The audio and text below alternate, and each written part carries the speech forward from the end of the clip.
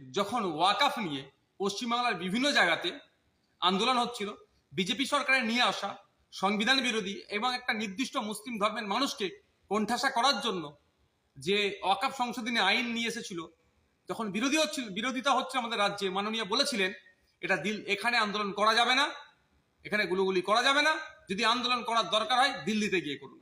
এখন আমার প্রশ্ন, আমাদের পরিযায়ী শ্রমিকগুলোকে, আমাদের পশ্চিমবাংলার নাগরিককে, পশ্চিমবাংলাতে অত্যাচার করছে না এই শ্রমিকগুলো? উড়িষ্যাতে গিয়ে অত্যাচারের শিকার হচ্ছে, হরিয়ানাতে গিয়ে অত্যাচারের শিকার হচ্ছে, মহারাষ্ট্রে গিয়ে অত্যাচারের শিকার হচ্ছে, ছত্তিশগড়ে গিয়ে অত্যাচারের শিকার হচ্ছে, গুজরাটে গিয়ে অত্যাচারের শিকার হচ্ছে, তেলেঙ্গানাতে গিয়ে অত্যাচারের শিকার হচ্ছে, বা বিভিন্ন রাজ্যে গিয়ে অত্যাচারের শিকার হচ্ছে। তাহলে মমতা ব্যানার্জি বা তার দল উচিত ছিল তো উড়িষ্যায় গিয়ে আন্দোলন করা, হরিয়ানাতে গিয়ে আন্দোলন করা, গুজরাটে গিয়ে আন্দোলন করা। ওই রাজ্যের তো হয়েছে সমস্যা, তাহলে এখানে আন্দোলন হচ্ছে কেন? ও সংখ্যালঘুদের যেটা সমস্যা, ওয়াকাফ নিয়ে এখানে আন্দোলন করতে পারবে না, তাদেরকে দিল্লি যাওয়ার নিদান দিচ্ছে।